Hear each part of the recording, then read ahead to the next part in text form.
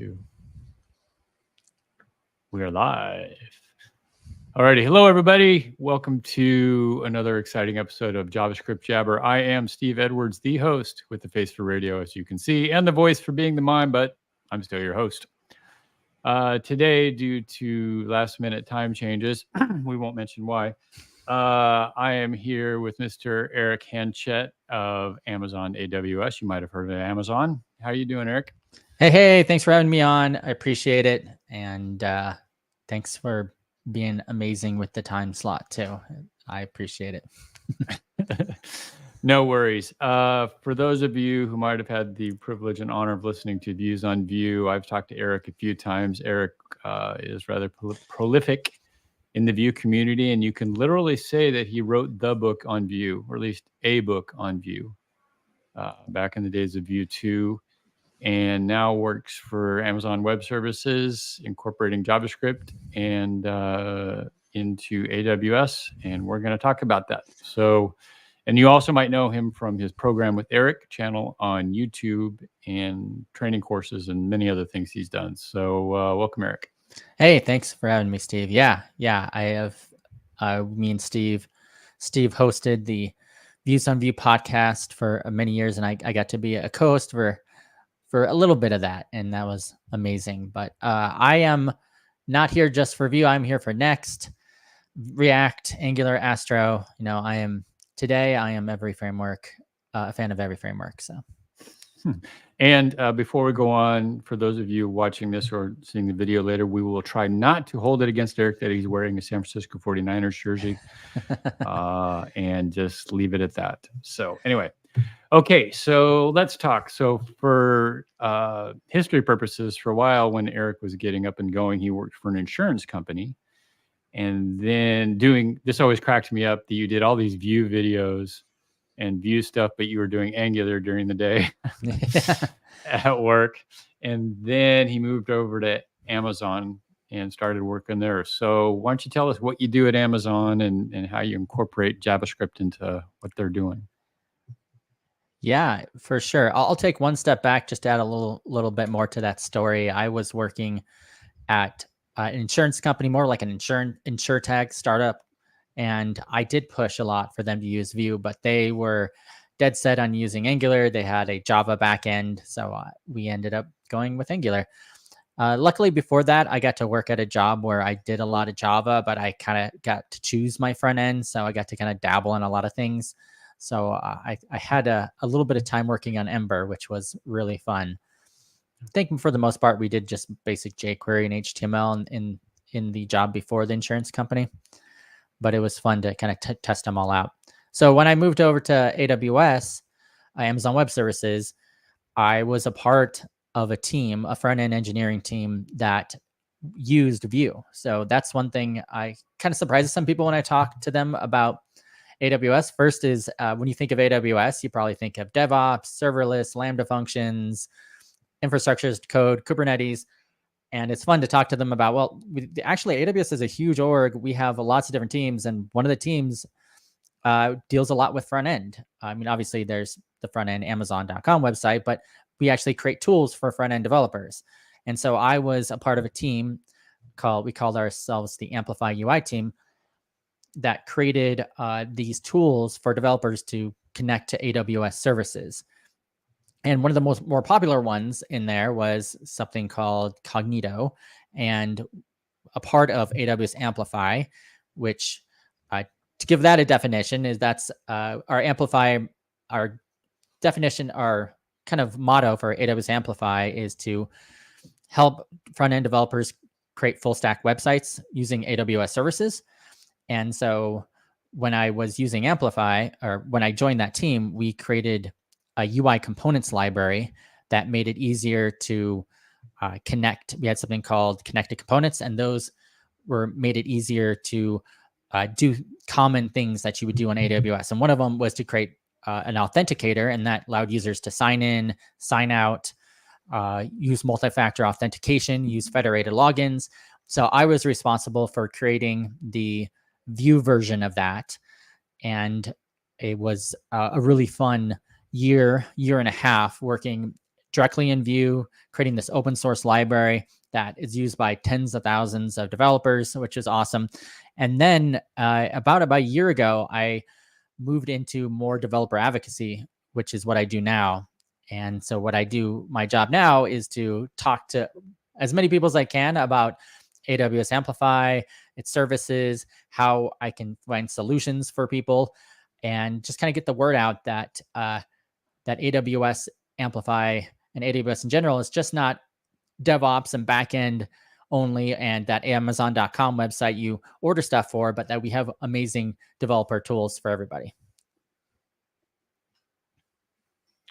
So one thing we clarified when we first talked about this was that basically this isn't a front end for you if you want tools to use if you want to build sort of your own back end. The idea is that you're using AWS services to build your web application or site for whatever it is. And so these tools make it a lot easier to do that, so you're not having to go in and manually configure a whole bunch of stuff. Is that a fair statement? Right. Yeah, we have same defaults. So let me get a little bit more specifics. I've been kind of 500 miles up right now. Let's go down a little bit closer to the service. So for example, we have a service called Studio, which is like a drag and drop interface to create your backend. So let's say you need to add in authentication. You just kind of click a few buttons, adds authentication. You want to add in a database. And what we recommend is AWS AppSync, which is our managed GraphQL service.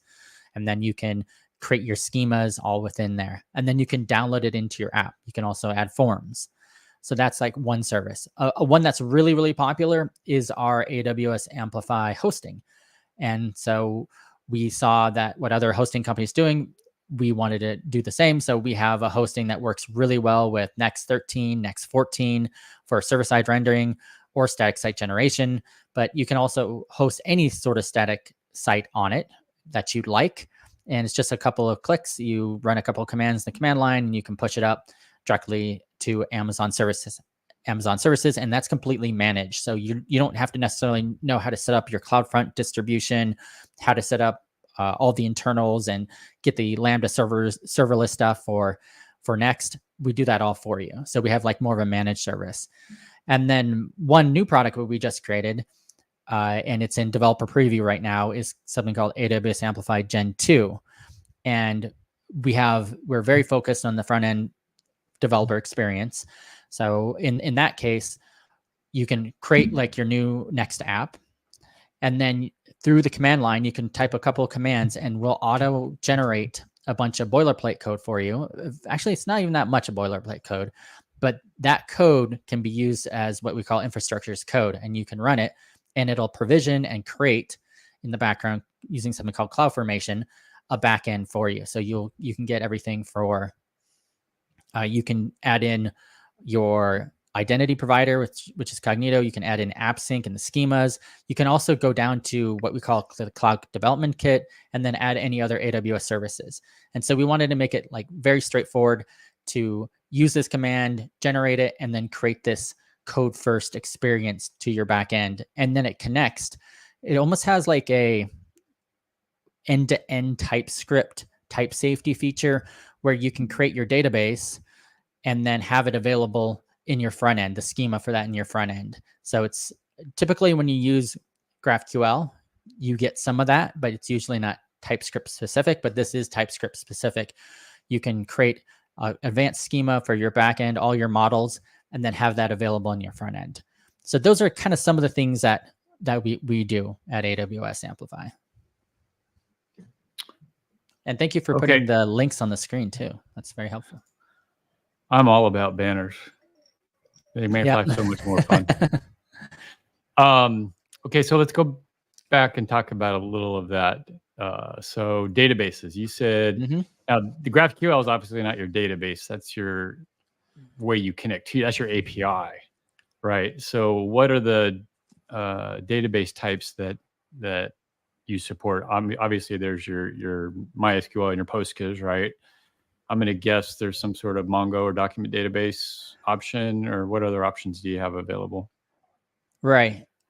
Well, there's a couple of things there. So depending on what sort of API that you want to set up for your backend, you have some flexibility. You can have a RESTful API that you can set up, and you can do that also with AWS Amplify. You can create basically using our CLI utility, or using what I talked to you before, the Amplify Gen 2, and using something called CDK, this infrastructure as code.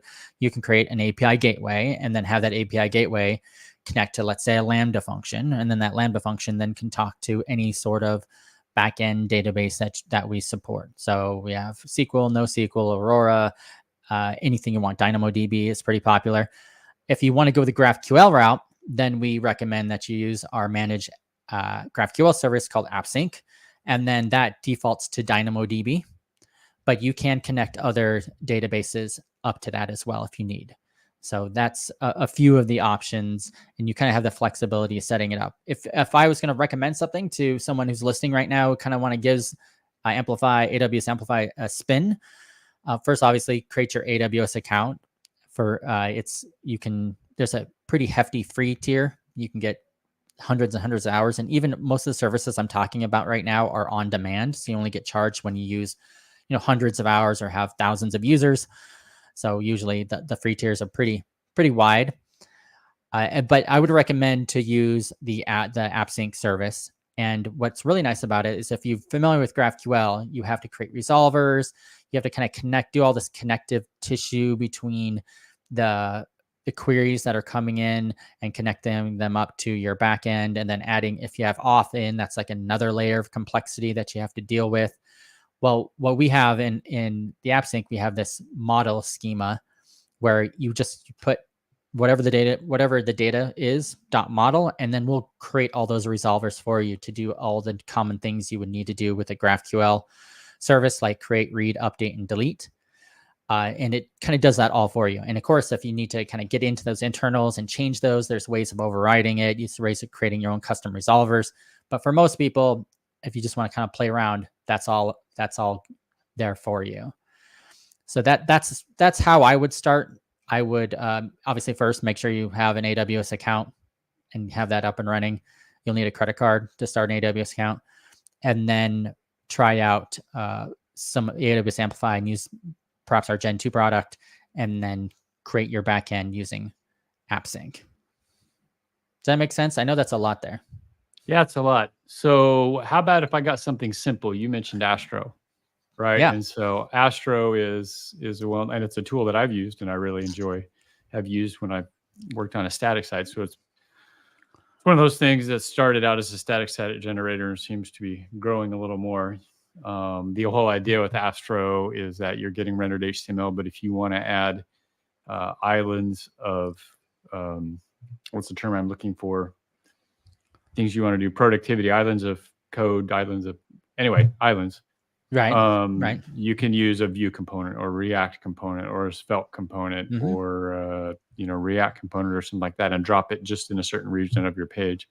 And now I know it handles server-side rendering, and it's handling more and more. It's been a while since I've talked to Fred Schott about what's going on with Astro. So that's a simple case, right? Maybe where you're using markdown files for your content, or you could do something a little more complex.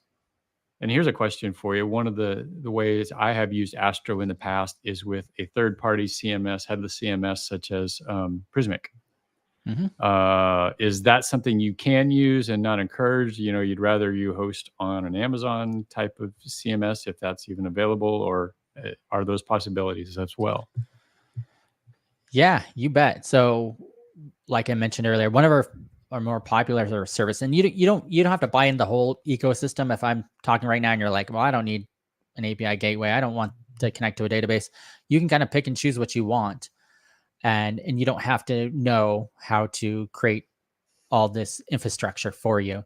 So with our Amplify hosting service, our managed hosting, you can connect it directly up to your version control system or Git or GitLab, whatever you're using, and then you can push it up directly to there. And for Astro in particular, we can do it two different ways. We can do it as a static site. So you can push it as a static site during the build process. If you have it connected to Prisma, it could probably pull all that stuff in, kind of like a headless CMS, like you're talking about, and then you can just host it on the hosting, Amplify hosting, or we do have this something that I've actually just testing out last week, a community-led driven plugin to allow you to do server-side rendering on Amplify hosting was made available recently. So I'm still testing it out. It seems to work well.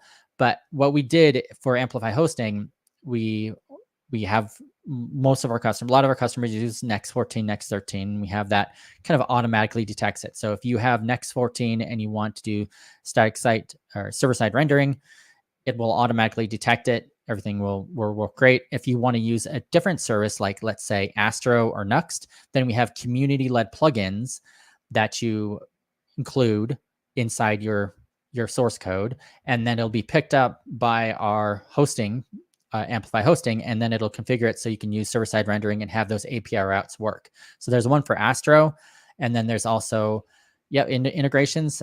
I think it's up there. I haven't checked that website you just put up there. But there's also, we partnered with the Nuxt community, and we were just talking before the show started with Daniel Rowe. He's an amazing contributor to the Nuxt ecosystem, and we partnered with him and the guys at Nuxt, and they created an adapter for us for Amplify hosting as well. So now you can use Amplify hosting with server-side rendering without any problems. So so that's definitely a use case, and you can certainly connect it to other services outside of AWS. We don't have any. It makes more sense when you kind of connect it. Like if you're going to have a bunch of infrastructure, kind of having one place to have it all in one place is nice, but you can't have it in multiple places. There's a few adapters for AWS listed here. Looks like some of them are, I don't know, duplicates or do the same. There's deployed at Astro to AWS Amplify, and there's the Astro adapter of AWS serverless. Let me see here. I'm looking at that webpage. Yeah, the one that says Astro-AWS-Amplify is the one I just tested last week, and that one worked great. Right. Okay. That links to the GitHub repo. Cool. Yeah. Yeah. It's nice when you can just say, yeah, here, I'm going to use this host, drop this in, rock and roll.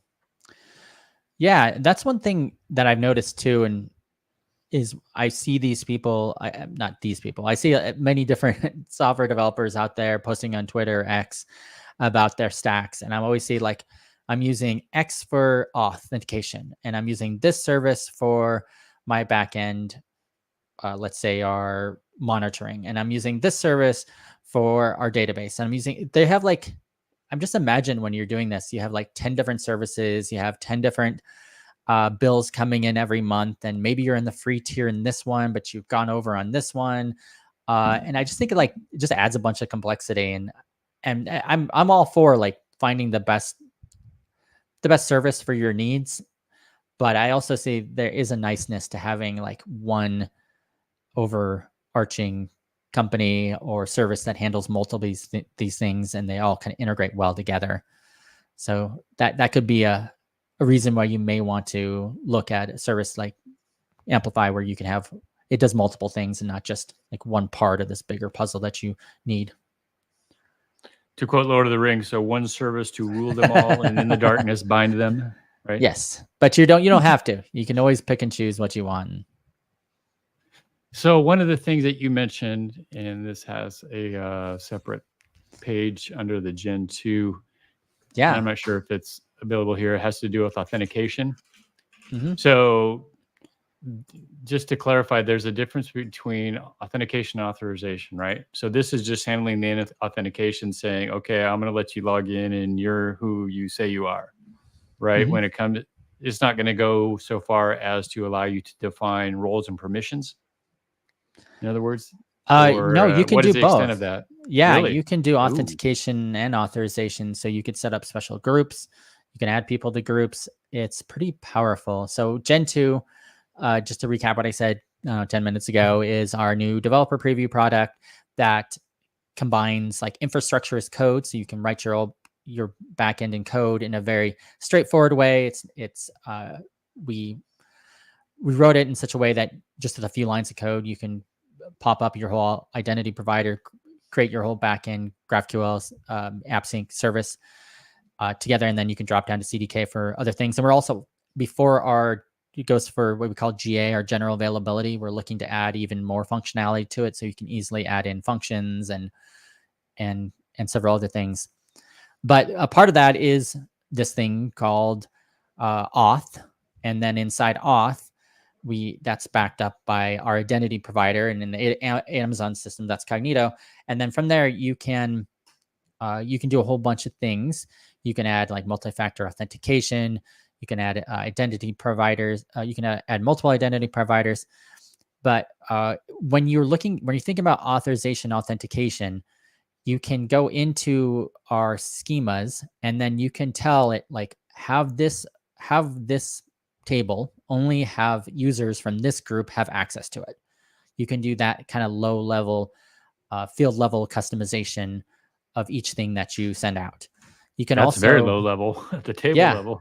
Yep, you can even do the field level too, which is really neat. So if you wanted to only have this field, have this group be able to update it, you can. Or we can do owner-based authorization. So let's say you have a table that gets created every time a user creates a new account. So you want that only that user can update like their email address. But you also want to make sure that no other person in your system can update that. And you can make rules like that. Or you can have an admin account that can update everything. So yeah, we do have those fine-grained authorization rules that you can add in, which is awesome. It gets quite complicated too. Like I've seen some of them where it's like you can even drop down to create your own custom authorization rules. So that way, if you're out, we have these things called directives. They have these little @ symbols, and you can add it to anything. Well, in our new Gen 2, it's more this dot notation. We can do dot authorization. You can add a bunch of things. But if you needed to, you can create your own custom resolver that only certain, and then you can dive into the code and do it that way as well. So is the idea, and I'm going somewhere with this, so is the idea that all of this code that we're talking about using and writing for authentication, authorization, and schemas and all this stuff, this is all written in JavaScript on your front end as compared, and AWS is basically your back end and you're just deploying there? Is that right, or what am I missing? Yeah. So yeah, you got the right idea. So what we do with this Gen 2 product, it's all in TypeScript. Is kind of our default. We do support other languages, but for now we're focusing on TypeScript. And you would write the infrastructure as code. And then what we have things are called, after you write it, that is, then you can run a couple of commands on the command line, and it gets deployed into what we call an ephemeral environment. So when in the background, it'll take that TypeScript code and it converts it to something called CloudFormation, which is read into by AWS. And then there's even a CloudFormation console that you can see what it's doing. And then it provisions and creates this whole backend for you. And then you can test locally for this ephemeral environment. And what's nice about it is you can set up and spin up an ephemeral environment for every single user that's using this, or for every single developer that's using this app. So let's say you have 5 developers. Everybody can download the Git repo. Everybody can spin up their own ephemeral environment and test locally against that environment. You can also share resources, share other things if you need to. There's a lot of different scenarios. And then you can kill those environments or stop those environments. And then once you're ready for production, you connect it to our hosting, or we call it a console, or hosting console. And then you can push it all up to that console, and then we'll create the production environments, and those will be tied back into your Git branches. So usually you have one for like develop or main, then those can be different production branches that you have. Okay. Does that make sense? So, well, yeah. So that sort of goes to where I was going. I'm still a little hazy on the ephemeral stuff.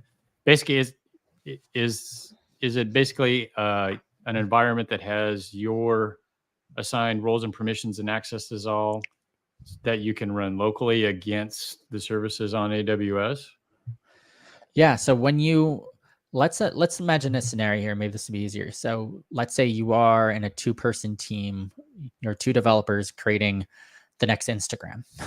And you decided to use AWS Amplify, and you run a couple commands in the command line, and it puts in generates these files in your system, and they're in the same folder as your next apps. Your next is going to be your front end app. And from there, you go into those files and you add in all, basically in TypeScript, you add in the different tables, the different authorization rules, whatever kind of schema in the back end you want to look like. You can maybe add in your identity provider and all those rules there. Maybe you want multi-factor authentication. And then you push up to your, let's say, your GitHub version control system. And now the other developer, you both pull down the same repo, has the same information. You can both run a command on your command line that says npx amplify sandbox. And then all of a sudden, it'll create a brand new environment with all defaults, no data in it, but with those rules and everything you added. And each user, developer 1 and developer 2, can just spin up this ephemeral environment, and they can then put some seed data in it. You can then start testing locally against it and trying it out. Now, at some point, let's say both developers have been developing, they've made some changes to the back end, they're both in sync, they played around the ephemeral environments, they tested locally, it looks fine.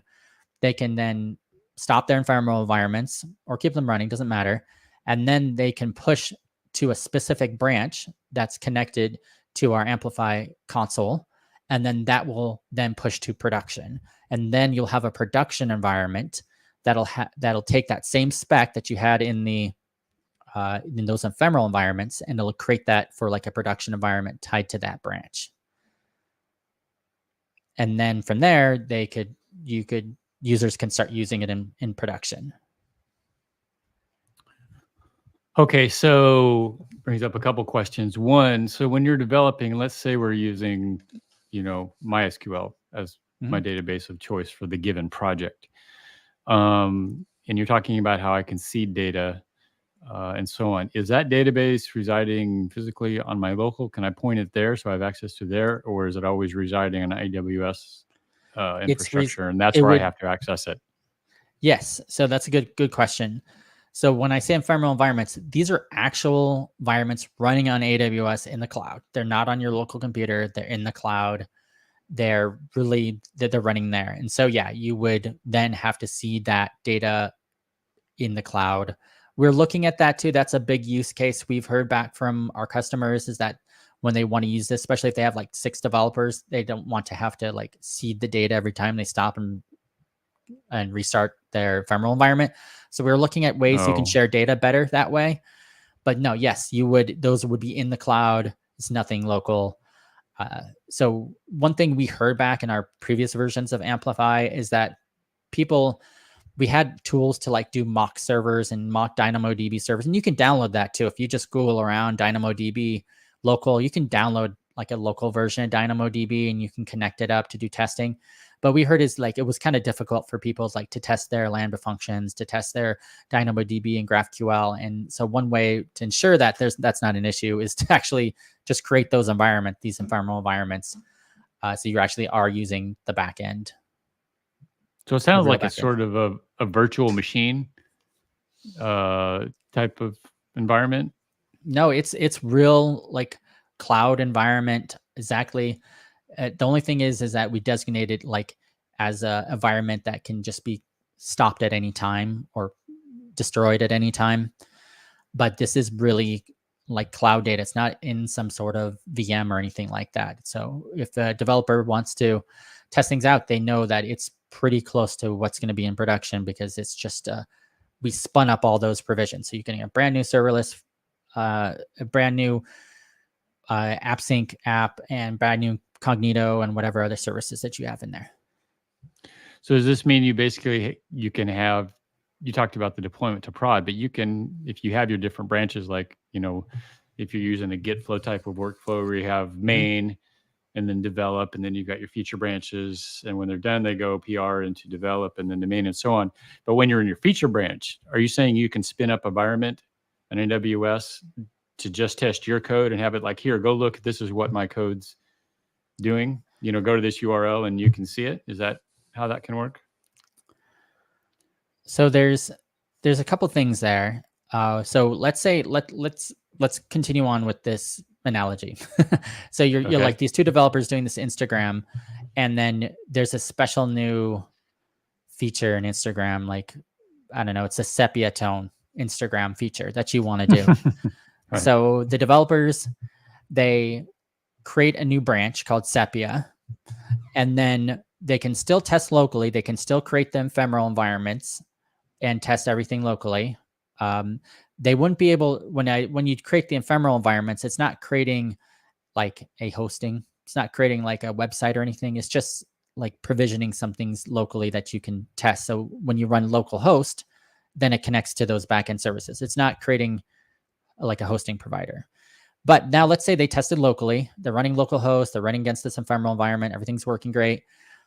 They destroy their ephemeral environment. Now they're ready to go to push this feature to a feature branch, and they want to have like a small group of beta users test it.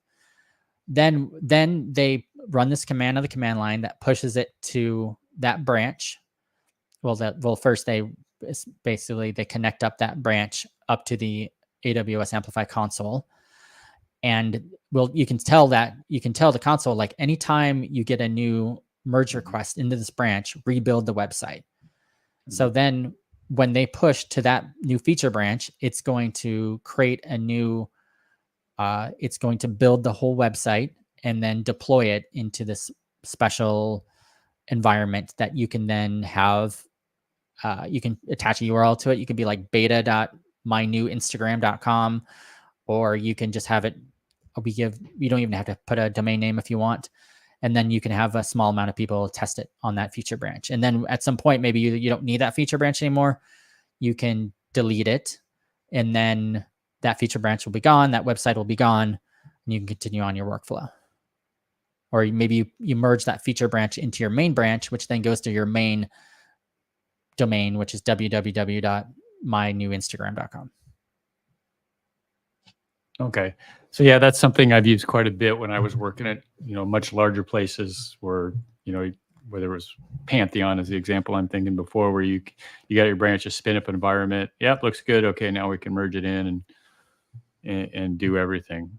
Yeah, the Git workflow is so popular. That's exactly what I did at that insurance technology company I was before. We had like 4 environments.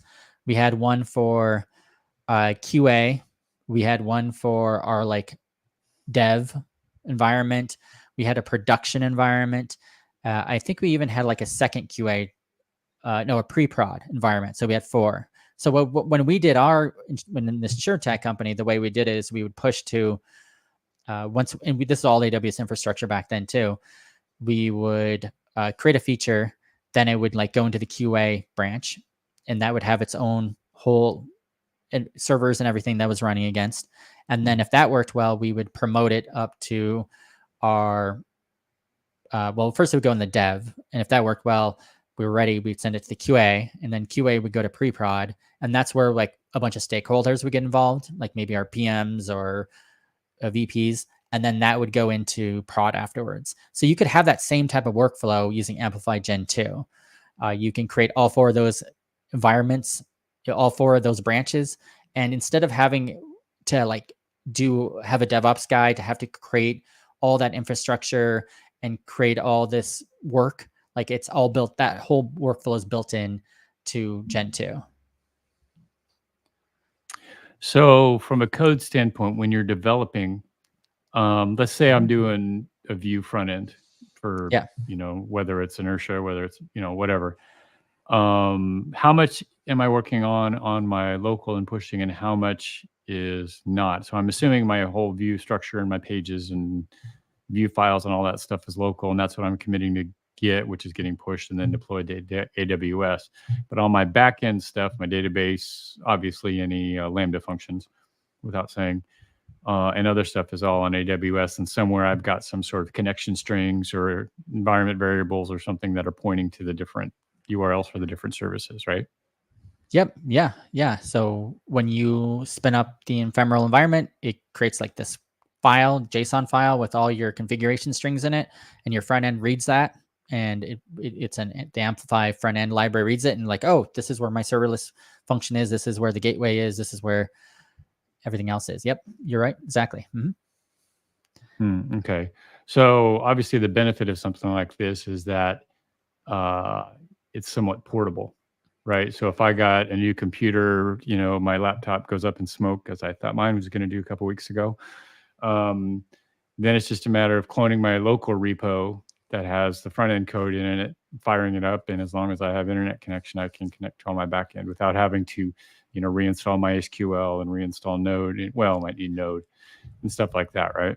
Yeah. You wouldn't have to, like, I know a really popular thing, especially a lot of DevOps guys like to bring up a like Docker container or Kubernetes locally. You don't have to do any of that. It's just you just pull everything down, run a couple commands, and then you can push everything back to the cloud to have your little local environment to test in. That's pretty straightforward. One thing you could do, to your example, is if you are using AWS, you do have to, if you have a brand new computer, there's some connection strings to AWS. There's some secret keys.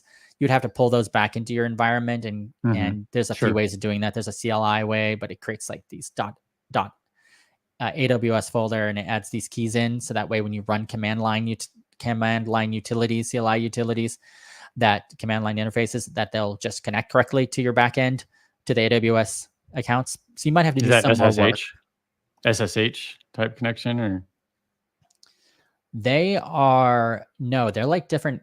So there's with AWS Amplify, it's an npm command that you can run, npx in the first time you're creating it, you run npm amplify at latest, npm create amplify at latest, and then it will create the infrastructure for you. And then when you first run npx amplify sandbox, which will create the sandbox ephemeral environment for you, that will look at those keys that are in like your root folder, and it'll look for them on your file system, or look for these variables in your account. And then it uses the API to do some kind of credential swapping in the background. And I don't think it's SSH, but I think it has the general idea of like doing public and private keys, but I haven't looked into exactly how it does it. Okay. Now, one thing you mentioned earlier when we were talking about the code that you're using for the infrastructure is that it's TypeScript. So if you're somebody like me who has not completely drunk the TypeScript Kool-Aid, is that's something I would need to get up to speed on in order to use the code as infrastructure? Yes. So let me caveat that by saying we are focusing on TypeScript first for this developer preview. However, in the future, we are looking at other languages for people who aren't TypeScript people. If you are looking for something that's other than TypeScript, now this isn't AWS Amplify, but I mentioned earlier something called Cloud Development Kit. It's called AWS CDK. It's kind of the acronym for it. Now that will work with more than TypeScript. So it has, most people use TypeScript, but you can use Java, you can use Python, you can use a whole bunch of other frameworks, programming languages to use it with. So you don't have to know TypeScript for that case. So if you want to do CDK, now the difference between CDK and what I'm talking about with the Amplify Gen 2, CDK is much more, it's very powerful, but it's a lot more terse. I don't know. It's very specific. It has a very specific language. It has a little bit higher of a learning curve. It's very powerful. But what we did with Gen 2 is we kind of added another, what we call a construct on top of it, kind of like another layer of abstraction that made it much more straightforward to use, rather than having to learn all these little commands. And there's even a lower level than CDK, which is CloudFormation, which is, I would say, very powerful, but you would really have to learn all the different nuances of CloudFormation to use it. And those are all infrastructure as tool codes, to infrastructure as code tools. There you go. It's a mouthful. Okay. Right. Okay, before we move on, anything else from a back-end infrastructure standpoint that I want to talk about? No, I think you covered most of it. Hopefully that was useful for people listening at home to kind of get an idea of, of how it's working. I think that's a big part of the Amplified Gen 2 product. The other half is our end-to-end type safety, which kind of takes the types from the back end and has them available in the front end. You may have heard of other products like TRPC. For those in the Next ecosystem, you may have heard of it. So we have similar things like that where you can create a back end and have the types available in the front end. So that way you never receive something you don't expect or send something you don't expect. So it's all typed correctly. That's a pretty powerful use case as well. All right. Now, one other tool that we talked about, and we've talked about, you and I have talked about on some of the Views on Vue podcast, was some of the component library stuff. Yeah. That you had worked on. In particular, I remember we talked about the Vue ones, obviously. Can you talk a little bit about those and what they do? I know we talked about authentication and stuff, but aren't there also, stuff for simple like forms options and things like that when creating Vue that tie into AWS, or what's the extent of those? Yeah. So if you go to, and I will bring it up as I talk to you, ui.docs.amplify.aws, we have this full component library, and there's really two parts to it. Well, first, the component library that we support a lot of different types of frameworks. We have Android, Angular, Flutter, React, React Native, Swift, and Vue.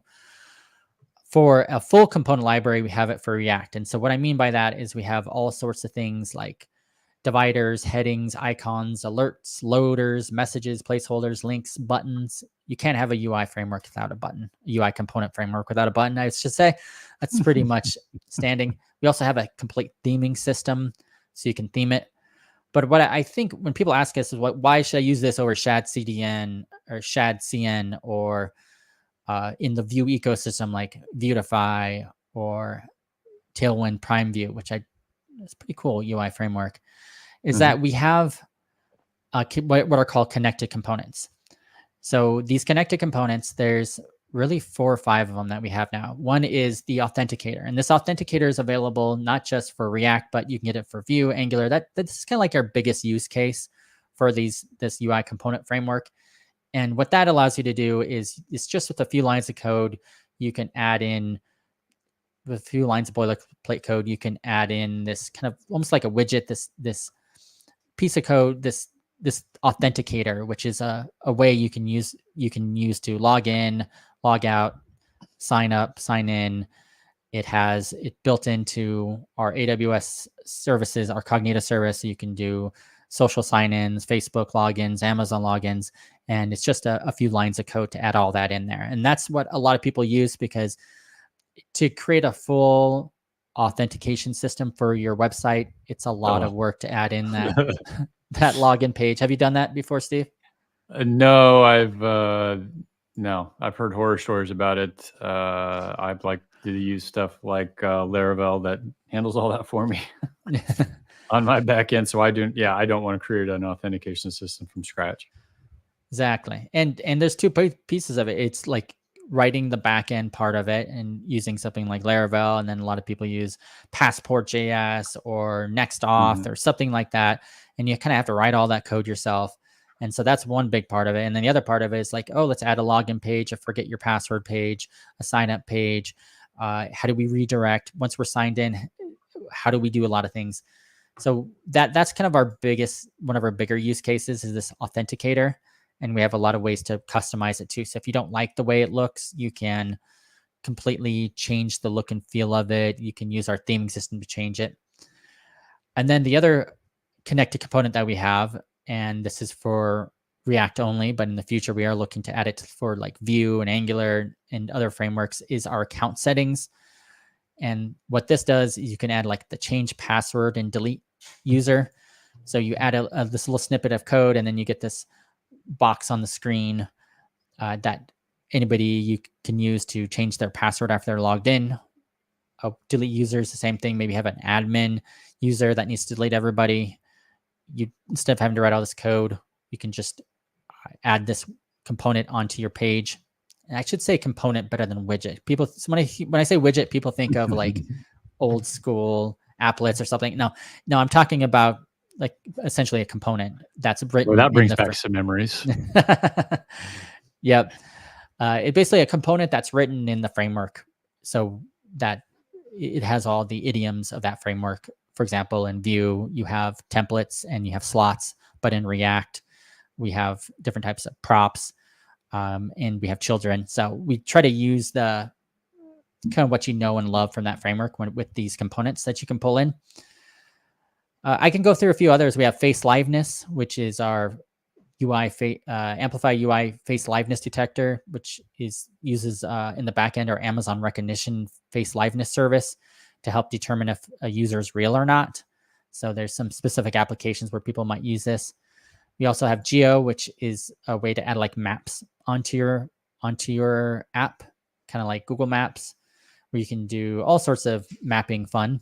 And then storage, which is probably our second most popular component, connected component, which allows you to do like S3 uploads. It's like a file uploader, so you can upload like a files. drag and drop type of UI type thing. Yep, you can drag and drop files directly to public, private, or protected S3 buckets, and we have a nice interface for that.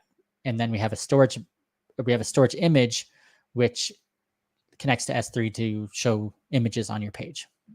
And then we have one last one. It's called in-app messaging, which allows you to do in-app messages in your app.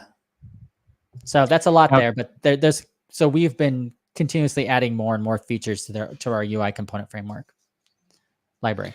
So are these things that I could use piecemeal as well? If I have a large, Vue app that I'm already using and I hook it up to AWS and I want to be able to stash images in an S3 bucket, is that something I can use by itself, or does it have to be used in the context of a larger framework? Yeah, you can certainly. You would have to obviously have an AWS account. You would have to set up Amplify. But yeah, after you did those two things, you can then just use that one piece of it. You can just do the file upload. You can use the file. You can use our storage manager or file uploader and start uploading files directly to S3. Yeah. And and I don't know if I finished this point, but what I was trying to say is that that's one of the reasons you may want to consider using something like AWS Amplify is the UI component framework part, is that we have these connected components that kind of take away all that time it takes to write all the connecting code to all these AWS services. And we do that all for you. And then we have a nice, very customizable, themable component that you can add to your project. So the themability stuff that, if I have a component, obviously I'm probably not going to want to use it off the shelf, or maybe you're like me and you're lazy and you do. So you're going to want to tweak it to, to fit your brand or your look, your theme for your particular application. What's the framework that you're using for that? Is that like a custom AWS type of framework, or is it something like a Tailwind or Bootstrap, or how does that work? With our theming, so any of these connected components we're just talking about, this authenticator and app messages, or even if you're just using buttons or whatever from this component library, it's all connected to our theming, and you can create what's something called a theme provider. And this is all built by us. We're not using Tailwind or anything like that, but it's based on several design principles that are pretty common in frameworks like design tokens, and we use breakpoints and overrides. So everything in your app is essentially, all the themes in your app are design tokens that you can override at any time. And you can make multiple different themes, and then you can change the colors, the typography, sizes. You can have different responsive layouts. So you can have it built into the components that when it hits a certain screen size, it automatically changes. Of course, we have dark mode, because you can't have a UI component framework without a button in dark mode. We have that as well.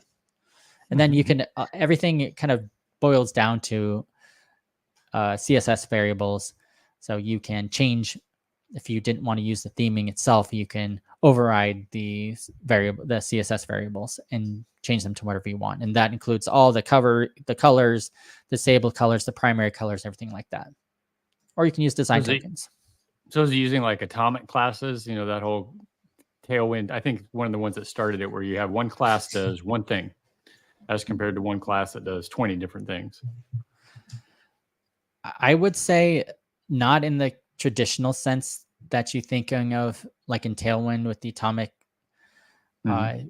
classes. It's more along the lines of a traditional kind of app where you have multiple different variables that make up one thing. No, it's not like that. No. Okay. All right. Awesome. That's a lot of stuff to talk about. Anything regarding Amplify and JavaScript that we miss you want to cover? No, I think that covers most of it. I would highly recommend, if you're listening, check it out. This isn't sponsored or anything. It sounds like it's kind of sponsored, but it's not. No, I just, Steve is just having me on and just talking about fun technology. So, but I really think that AWS Amplify is a great product, and it's hopefully more people can check it out. The correct industry term, I think, is called one big long shameless plug, but that's okay, because obviously this is battle tested infrastructure. At AWS, they've been around for a long time. So when they make it easier to build your app on top of their provided services, that's a win for a developer for sure. Yep. And so before we wrap up, let's talk about your work as a DevRel. We mentioned you initially were started as a developer and then moved into the developer relations role. So besides coming on the best podcasts out there like this one, what are the other things that you do in your day-to-day? It's more like what I don't do. Developer advocacy is it's an emerging field. Essentially, what we're trying to do is connect with developers. We're not, I mentioned, I joked about being a salesperson. I'm not trying to be a salesperson. What I'm more interested in is just trying to get more people to try the product out, to check it out, to give me feedback, to listen to it. We're not marketing people. And so a lot of my job is to create content. Like, I create blog posts and videos. I come on podcasts like this. I do a fair bit of community stuff. I can be a part of a community. I'll come and talk to them. Actually, in 2 weeks, I'm going to be at AWS Sacramento, which I'm really looking forward to do a workshop on something we just talked about today, this Amplify Gen 2. So it's a lot of creating content. It's a lot about connecting with people. Part of my time too now is going to conferences. So last year I went to 11, I think it was like 10 or 11 different conferences all around the US, around US and Canada. I didn't go Europe, but maybe this year I'll go to Europe. And so I got to talk to a ton of people and and find out like what the developer community is doing, what's working, what's not, what are they excited about. Some of my jobs posting on Twitter and just and reading other people's tweets, posting on any service that people talk about software development. I've been trying out TikTok lately. I feel like I'm too old for TikTok, but I'm on there. And it's funny. There is some developer influencers on TikTok that like dance and they talk about AWS services. And it's a really fun place. So I'm trying to, it's a lot of different things you can do, but it's a lot about getting awareness out there. It's a lot about talking about products and talking to developers. And so I love it. I did, before I was doing more developer advocacy developer advocacy work, I was a front-end engineer and I did back-end engineering, but I always like created YouTube videos and created content.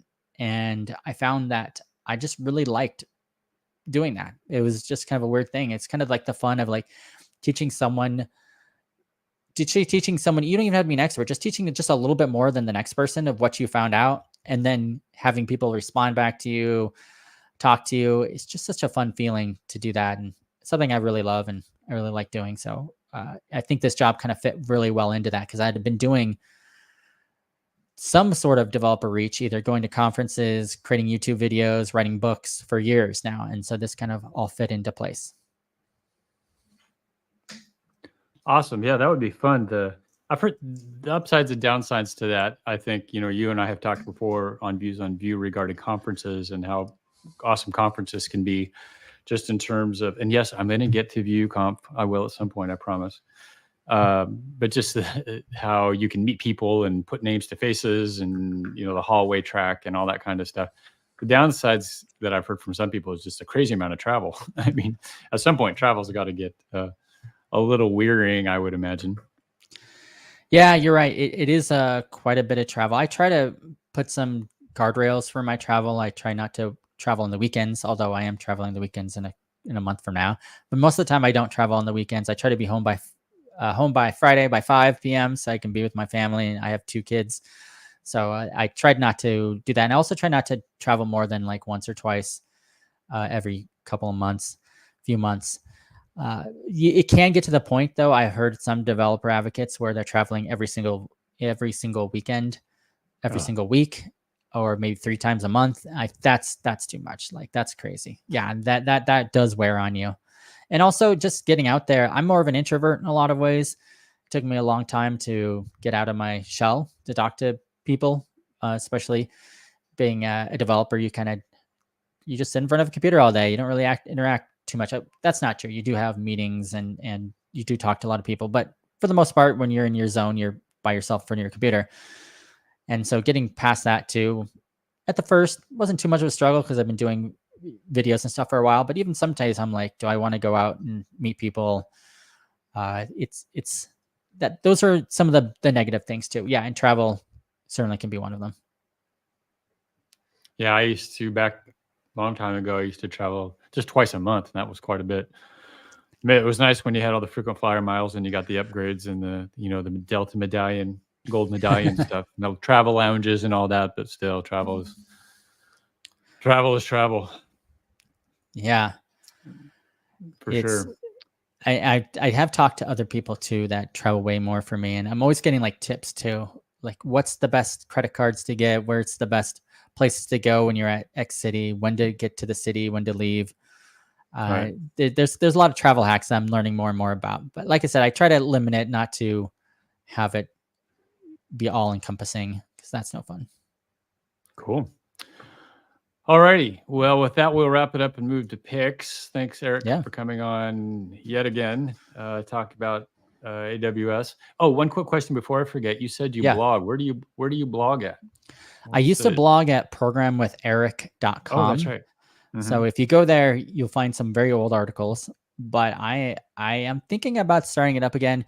Well, I recommend everybody, though, we'll probably get to this again at the end, but eric.video just goes directly to my YouTube, or Twitter at EricCH is like the best way to get a hold of me. Yeah. All right. Yeah. Program with Erik on YouTube. There's a lot of videos out there, and he has really great thumbnails on his videos too. I'm jealous. If I could do those, I would do more videos. So gotta have the thumbnail. All right. So with that, we'll move to picks. I'm assuming you remember that, Erik, and have picks for us. I have one I just thought of. Okay. Well, I'll go first and give you time to get that prepped. For those of you that are regular listeners, you know that my dad jokes are the highlight of any podcast episode. But first, I have a legit pick I take that back. I have a pick that isn't a dad joke. Let's not demean my dad jokes. It's a great article I saw on Hacker News. It's called "Why You've Never Been in a Plane Crash" by someone named Kyra Dempsey, who normally blogs about aviation incidents under the name of Admiral Cloudberg. And the article is all about how blame is handled after an aviation incident. And it's really fascinating. And I've seen this before, and it makes a lot of sense.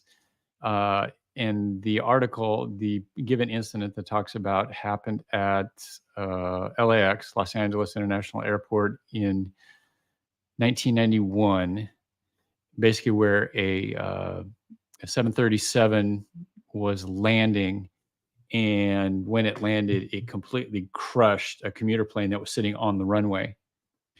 And I think 19 people died, and it was really bad. And right away, the cause, and this flight controller admitted to it, was that she had left the commuter plane there. She forgot that she had told the plane, "Yeah, stop right here," and then she had another plane say, "Yeah, it's okay to land right where that commuter plane was sitting." And so the point of the article talks about how the aviation industry, when something like that comes, you don't, NTSB does not have power to file charges or make, manslaughter or murder charges or something like that. The whole goal when it comes to aviation is figuring out, why did this happen? And people are going to be more willing to talk and open up and talk about everything that had happened if they don't think they're going to be charged with something. And in this particular, it's quite a long article, but later on down in the article, it talks that what they figured out, there was like 6 different things in terms of equipment that wasn't working, a custom built system that was, where they had to find custom parts, information that was supposed to be made available to her that wasn't available, that she had to go searching for, a whole bunch of different things. And so as a result of that, they were able to figure out what the problems were and address them. And this lady, the air traffic control person, was offered a chance to come back and chose not to, probably because she was so traumatized by this. But just a really interesting article about how, when things go wrong, how much more you can get when your first inclination isn't to point a finger and say, "You screwed up, you were wrong, you're going to pay." So again, it's called Why You've Never Been in a Plane Crash by Kyra Dempsey. I love that. I was going to say, I am a huge fan of, I guess not a huge fan, but I like all those air disaster TV shows, like Air Disasters on Smithsonian.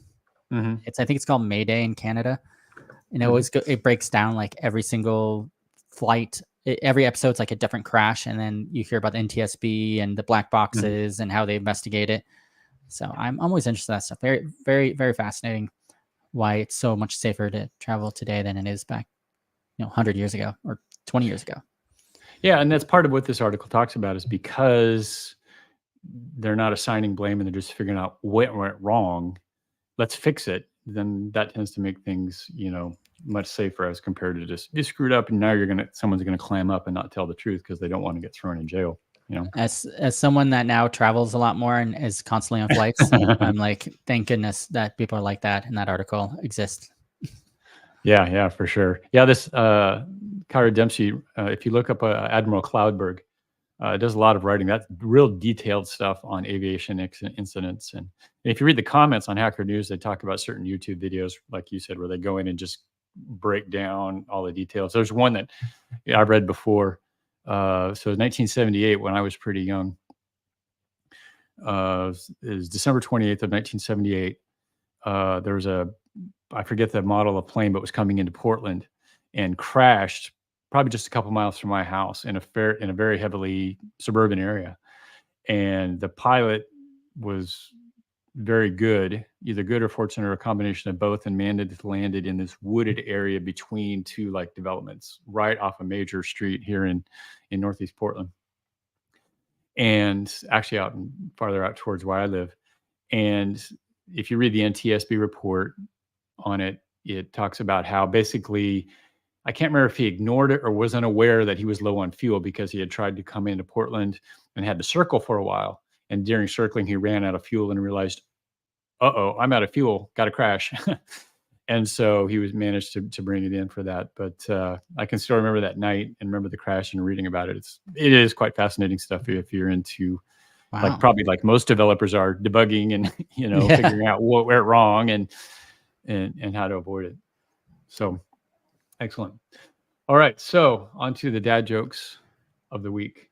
When I was younger and in school, I went up to my teacher one day and I said, "Would you punish me for something I didn't do?" And my teacher said, "No, of course not." I said, "Okay, I did not do my homework." Nice. Right? So I had a friend named Jimmy, and Jimmy bought an electric car, and he was really excited about it. And then he bought an electric blanket, and then he bought an electric guitar, and then he bought an electric chair. I haven't heard from him in a while. Got to give credit to Stephen Wright for that one. He was on Colbert's show, late night show, and told that one. And he's been my all-time favorite comedian since the 80s. And then finally, I went to the store the other day and was just getting some milk, which I had to do when we got hit with ice and there wasn't much left in the stores because everybody was buying them out or their refrigerators had all gone bad.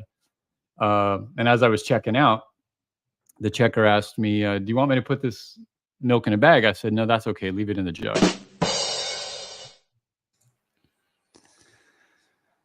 Love it. So those are my picks. What do you got, Eric? I saw that the Apple Vision Pro was just released. Have you seen this thing, Steve? I have heard about it. I have not seen it. So think of it like VR, the ultimate VR goggle made by Apple. You can, it adds like, when you have it on, it looks like there's like a 1,000-foot screen in front of you. I mean, it has all these features. Like you can navigate simply by using your eyes and hands. You may have seen this little gesture in the commercials. I want to try it out. Like this looks really neat. I think it's in pre-order. It's pretty spendy. It's like $2,000, isn't it? Yeah. I think it's, the 256 gigabyte model is $3,499. Oh, good Lord. But you can get the terabyte for almost $4,000. So yeah, it's not cheap, but it looks kind of like the ultimate geek gift. I want to go in. So like we just said, I travel a lot. I want to see. I haven't traveled in a little bit in the last couple of months, but I wonder if I'll start seeing them at when I'm traveling on airplanes, where people just like pop them in and be watching movies. That'll be really cool. Maybe if I see someone, I'll ask them to. Can I borrow your $3,500 device to try it out for a few minutes? I don't know if that'll work. But well, you work for Amazon. They got money. They can pony up one, right? And as a DevRel, you deserve it. I think I saw somewhere. Yeah, go ahead. Hopefully you don't see somebody like, reaching out and doing something like that. Like they're playing a game or something like that. Smack the person next to them on the plane. I could see that happening. I think there is some sort of connection. You can do AWS with the Vision Pro. And maybe even with Amplify. I haven't looked into it. I thought I heard that. Oh. Anyways. So how would that work? I have no idea. No idea. Yeah, I think there might be something with Xcode. I just Googled it real quickly. And you can maybe create software for the device. Oh, really? Yeah. So that's my first pick. I'm all for the world where 50 years from now, we all have our VR headsets and we're just walking around or staying at home and we don't have to go anywhere. We're just on our VR headsets all the time. Spoken like a true introvert. What could possibly go wrong? I'm just kidding. No, that sounds dystopian. You ever seen Wall-E, by the way? Yeah, that's where we're going, I guess. That's where we're heading. That's my only pick other than go Niners. It's as of this recording, they have made it to the Super Bowl, and it's going to be tough. Mahomes looks really, really good. Kelsey, it's on fire. Could go either way, but I'm going to. Well, if you saw all the maps, you see all the maps and the memes ahead of the game, and it shows map of the U.S. For instance, it would say, okay, who's cheering for San Francisco versus who's cheering for Detroit. And it would be like this little area around San Francisco, and then the rest of the country's cheering for Detroit. And the same with the Ravens and the Chiefs. I personally would have preferred the Lions versus the Ravens. My team, the Cowboys, screwed up again, as always. Thanks, Jerry. But I'm just gonna say this: Detroit gave you a gift. Be happy with it. Yeah, we definitely got some good luck there in the second half. I would say the whole week leading up to the NFC Championship game, it felt like, even though the 49ers were overdogs, they were kind of the leading Overdogs. favorites. No, they Haven't were heard underdogs. overdogs before. they were leading in Vegas. If you looked at the point spread, I think there were 7-point favorites. Yeah, and of course they just barely pull it out. But if you look at the national scene, I think everybody was rooting for the Lions because they've never been there. It's a Cinderella story. It was amazing Cinderella what they've story done. coming But from they out of just nowhere. It's in the hole. Get it done. So now we got the two not as favored teams, not as popular teams. But hey, I'll take it. That was Bill Murray from Caddyshack, for those who might not have recognized my impression. Anyway. All right. So with that, we're going to wrap it up. Thanks for coming, Erik. Always a pleasure to have you here. Any questions, bug him at Erik CH. Erik with a K, CH, on Twitter. Program with Erik. And Erik, what was it? Erik.video? Yep. All right. And he will answer your questions. Thanks for coming, everybody. Talk to you next time.